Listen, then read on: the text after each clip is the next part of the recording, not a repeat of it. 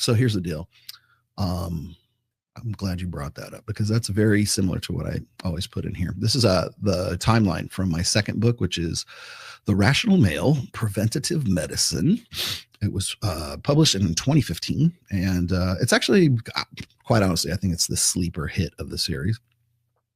But anyways, you can see here, if you look at the epiphany phase and the transition phase, which is like right at 26, 27, 27, 28.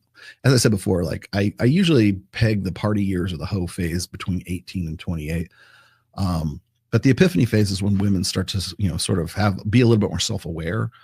And that's when they want to get right with God and they want to find a guy and blah, blah, blah, blah.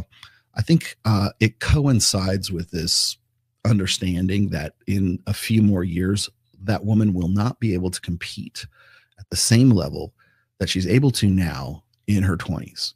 This is the wall, okay? This is not the wall.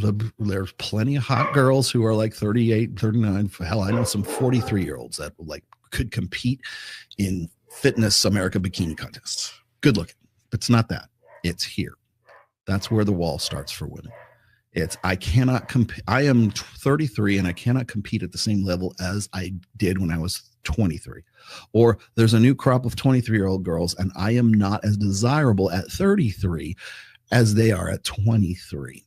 That's just how the market works. It's market demand. It's not because guys are trying to shit all over women. Oh, you said I'm not attractive at this age. Well, I'm attractive. Like, not what I said. Not what I've ever said.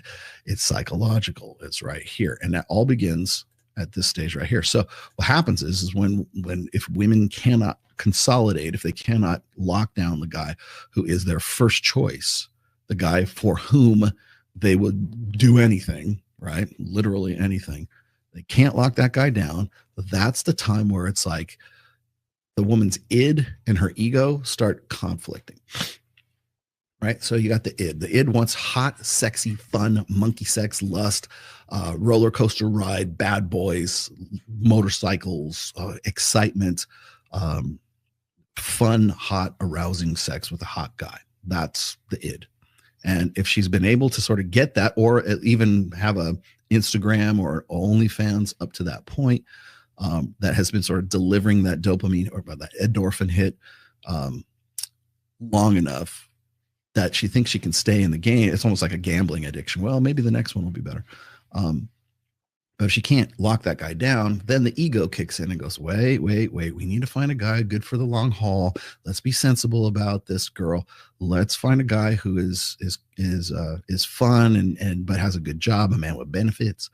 We got to find a guy who's going to be a good candidate for an eligible bachelor for the long haul. And that's when women get frustrated, or they can't find that anymore.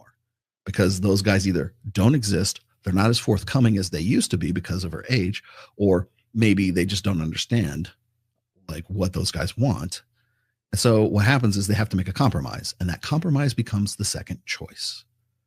And by the way, when I'm talking about guys don't be the second choice, I'm also saying that for women's benefit too. Because remember, your choice of who you're going to marry, ladies, is, and you're the one that makes this choice. Your future children, your future grandchildren, your mom and your dad, his mom and his dad, all of that is dependent on one thing, on you understanding that this guy's your second choice and he'll never be your first choice. Or this guy's your first choice and that's what you're going with.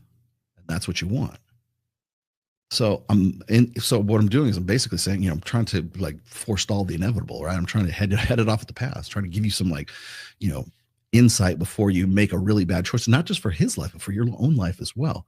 Because if you get to be 38, 39 years old and you go, you know what, I need to get out. Well, I'm still hot. I need to get a personal trainer and I need to get myself back in the game because he's not the one. Women will gaslight themselves, and there's also all kinds of social conventions for women to sort of like rationalize away why they should get out of a marriage and get into something else, right? It's the making up for missing out effect. It's Stella got her groove back. It's eat, pray, love. Both those stories are exactly what I'm talking about. So women who get to later on in life, they're like, okay, well, it's put up or it's time to fish or cut bait, right? Either I'm sticking with this guy for the long haul and he's not my favorite, and I'm just going to live this the rest of my life kind of just sort of hoping things will get better, or am I going to get out of this relationship and am I going to get back into the sexual marketplace? And unfortunately, you want to know why women divorce men at 70%, 70, 75, whatever it is. It's because of that dilemma. It's because you want to know when the average age of first divorce for women is 40, for men it's 43. And, not 9 times out of 10 is not because nothing sinister, nothing pre-planned, nothing premeditated. It's just because that's the timeline. That was what was pragmatic. That's what was working. And so whether it's through social conditionings or whatever, or movies, stories, The Notebook, just kill me with the fucking Notebook. That's the timeline. So ladies, you're like, listen to Uncle Rollo.